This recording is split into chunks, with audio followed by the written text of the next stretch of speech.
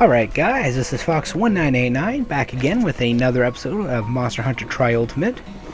So in our last episode we did some basic quests and finished off our tour of Port Tanzia. One thing I did notice that I did forget was to finish upgrading my bowgun. You see, in addition to the actual weapon upgrades themselves, bowguns have attachment upgrades. So for example, you have silencers. Silencers will dampen the sound from your bowgun, making it hard for the monster to target you, meaning that they've got a higher chance of targeting what else might be fighting with you. As I am currently fighting alone, it's practically useless in that sense. However, it also slightly reduces recoil. Of course, it's not really going to change my recoil much. It'll change it from average to some. There's also the long barrel. The long barrel will increase your attack power, so it goes from 130 to 137. Now, let me just bring up my calculator here on my computer.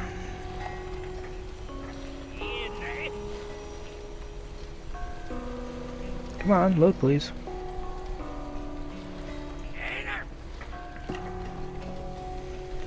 Sorry, my computer's being slow.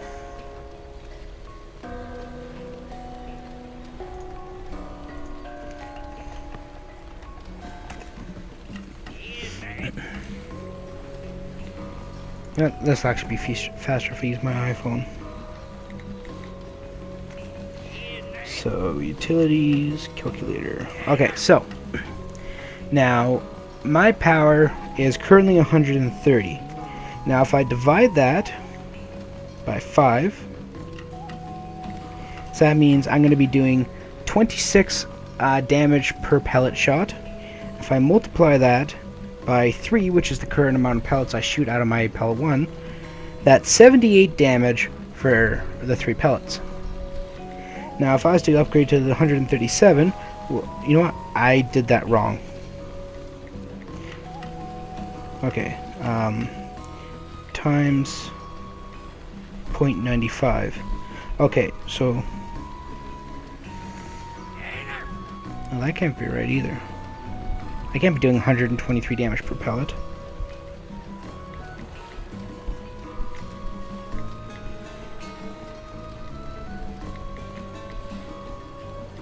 Okay, 130 times 5%.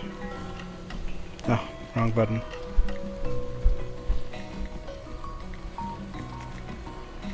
Okay, 6.5. So it's 6.5 damage per pellet. If I multiply that by 3, so that's 19.5 damage per shot, times 3 again, is 58.5 damage for rapid fire. Now if I was to do 137 instead, times 5%, so that's 6.85 damage per pellet. Multiplied by 3 is 20.55, multiplied by 3 is 61.65. As you can see, increasing my damage increases the damage shots of my pellet by quite a bit. Now, that's not the actual amount of damage I'm going to do to the monster, because the monster has resistances to factor in. But that just gives you a basic idea. And the last one is the variable zoom scope. So this will allow you to zoom up and down using the control pad. The only thing I really use this for is a bug hunting weapon. I'll create a good poison shooting weapon for hunting Banahabra, because I can snipe them from far, and poison allows them to leave carvable corpses. So right now I'm going to stick my long barrel on, because right now dealing damage is what's most important. Later, once I got Cha-Cha, I might switch over to the silencer, which will give me better staying power, because I will not be attacked as much, as well as reducing my recoil, allowing me to file faster and even do more damage that way. So the next quest we're going to do is called Prescription Pickup. Now, this one used to be very, very hard to do with a bowgunner, due to the fact that you would have to melee the Kelbies in order to knock them out. However, that is not the case with this one, as now they've changed it so every time you kill a Kelbie, it will automatically be stunned and you can carve a horn off of it. But our quest here is to gather 2 Kelbie horns. But this one here has a nice little trick I'm going to show you as well. So let's go over to area 3 where our Kelbie are. go ahead and equip my pellet shots. I'm all nice and loaded, ready to go. So I'll pull my gun out, fire.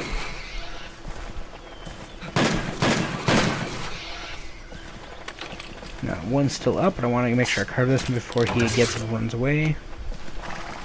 White liver is not what I needed. White liver is not what I needed. Now, unlike in the previous game where there was subquest to be done, there is no subquest in this one. There's a Kelby horn.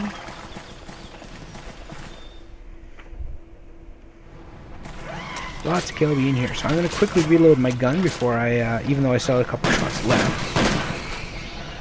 This way I can try and knock out as many of them as I can. Okay, I'll just stick with that because I don't want these guys to disappear.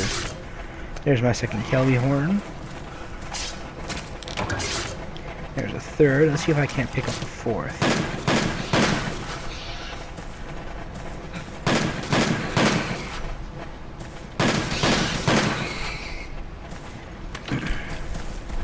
And since I just emptied up my clip, that's a good time to go ahead and gather. There's my last one. Now the reason I picked up 4 when I only require 2 is for that little trick I mentioned before. Now technically I didn't need to do that, as I will receive 2 Kelby horns as simply a reward for doing the quest, but this simply just saves me time of having to add them from the reward screen into my inventory and then send everything else to my box. Now I can just send everything to my box and be done with it. Now this is a trick that's only good for when you're first starting out in the game and you need a little bit of extra cash.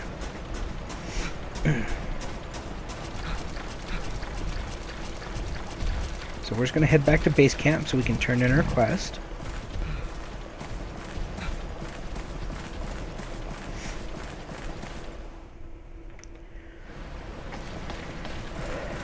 Excuse me, sorry, I thought I was about to burp stuck in my throat.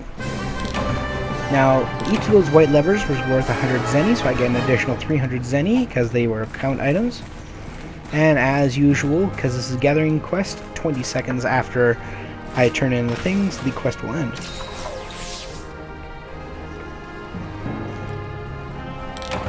Now, the trick here is, this quest pays approximately 800 zenny, including the refunding of your quest fee. So, as I said, Kelby horn are also provided as a successful thing to do in the quest. So is raw meat, which is always a nice thing to have.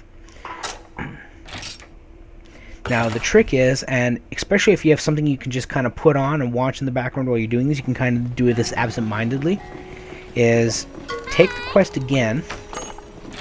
Now let's look at the quest details for a sec. So the quest fee is 100 zenny. Now when you complete a quest, you're given back your quest fee double. So I'll pay 100 zenny now, but I'll receive 200 at the end of the quest. So because I have to pay 100 and then I get back a total of 800, the 200 from the quest fee plus the 600 reward, that's a net profit of 700 zenny. That means I have to run out and get those Kelby horns again, right? Well, of course not. Do you remember the 2 extra ones I picked up? Now when I start the quest, I'm going to have 2 Kelby horn already ready to go in my inventory. All I have to do is hand them in. So once again, 2 Kelby horn. Oh, look at that, the quest is done. Oh, wrong one. Go over to here. Drop off the Kelby horn. That's it.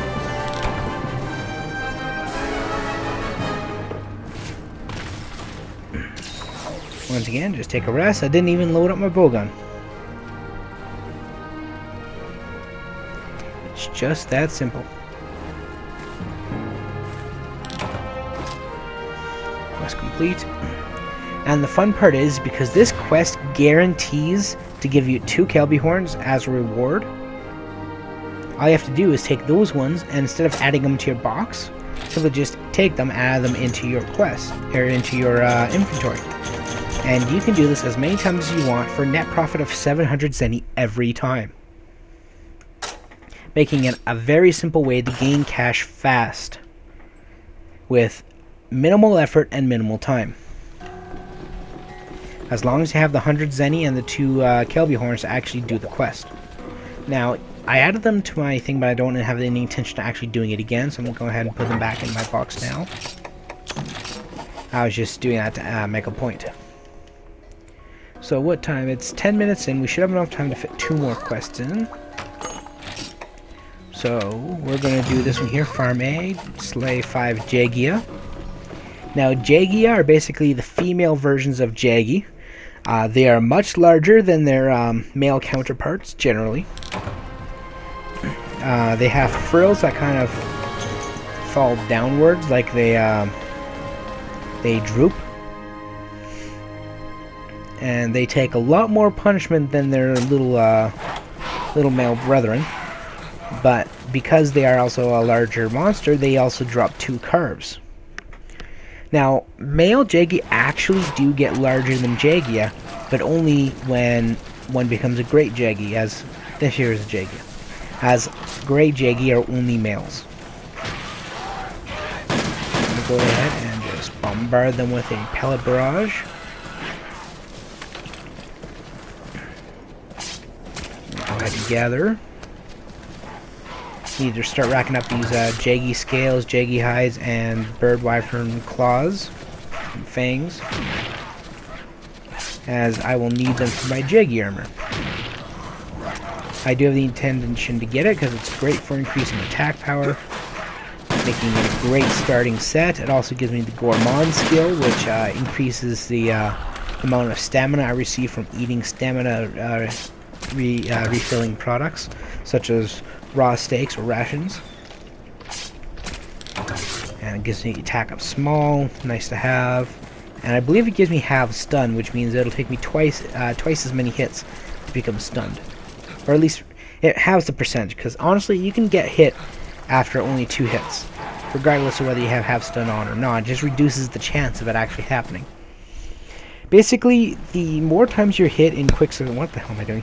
The more times you hit in quick succession, the higher the chance of you getting stunned. So getting hit twice might only give you like a 5% chance. But if you get hit, say, 3 times in less than 5 seconds, then maybe it goes up to 30%. If you get hit like 5 times, it might be 80% chance of getting stunned. That's basically how it works. The more you're hit within a very short period of time, the higher your chance of becoming successfully stunned. That's a good thing, so...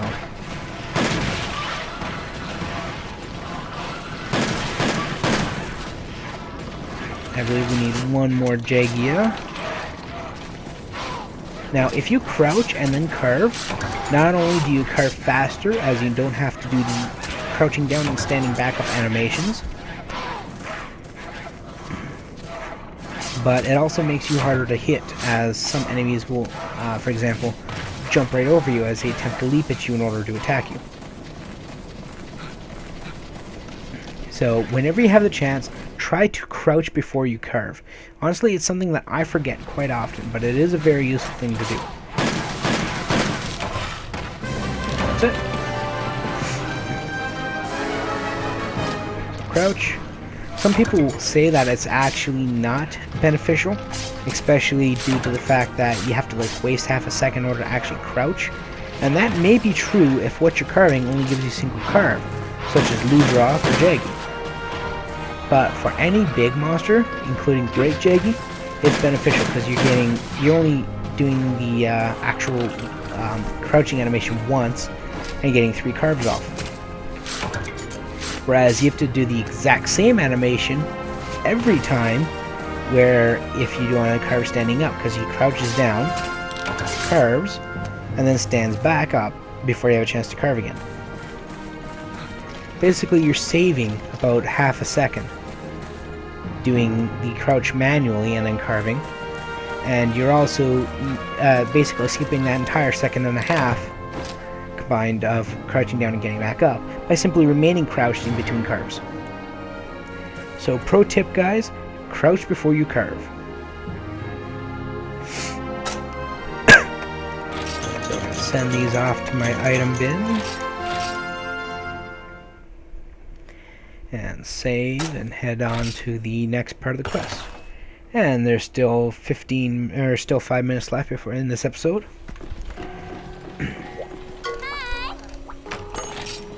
So we should have enough time to do one more quest. This one here, I have to gather 8 red coral stones, which are gathered from areas 10 and 11 in the deserted island.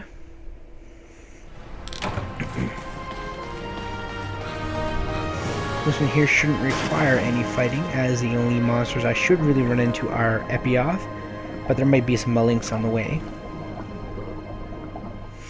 So we're going to take their shortcut up to 9. Oh look, no Malinks, that's good. And here's area 10. Now they're found in the water, so we will have to go get our feet wet.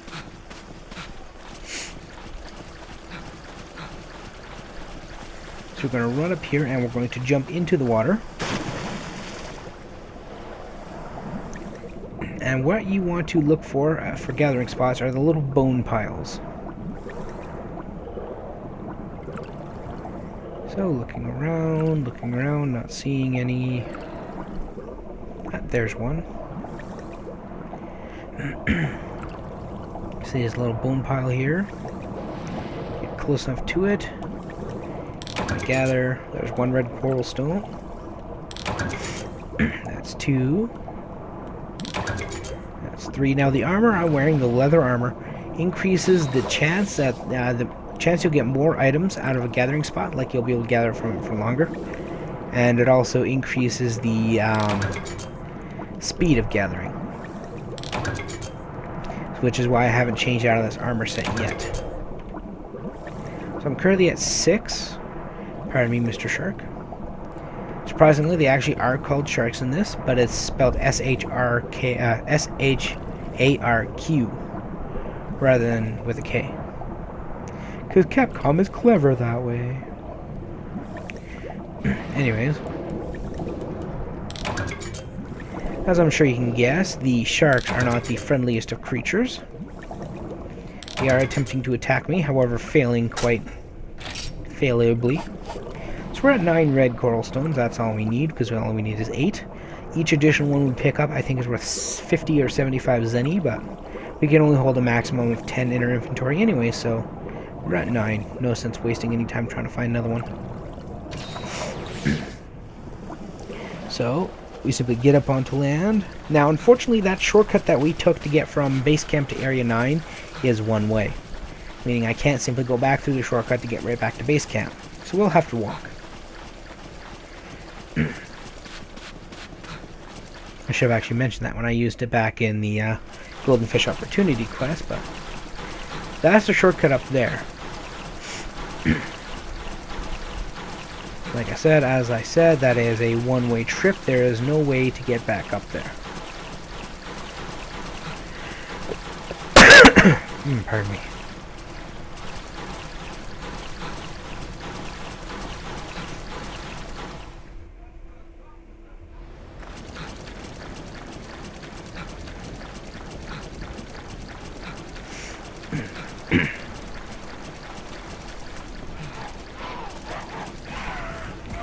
Now the Jaggy have spotted me, so they're all calling out to try to say, hey look, it's a human, let's go eat it.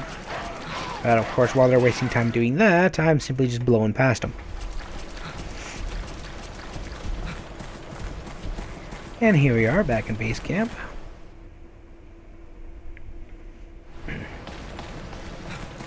We'll turn in our red coral stones, get 75 zenny for the additional one. One thing I did forget to mention is you can also camera control using the Z button or L button as well. So the same one that you use to select your items, if you simply just tap it, will immediately center the behind your character. Now, there's also something called the target cam, which you can. It's on the gamepad, so you can't see that right now.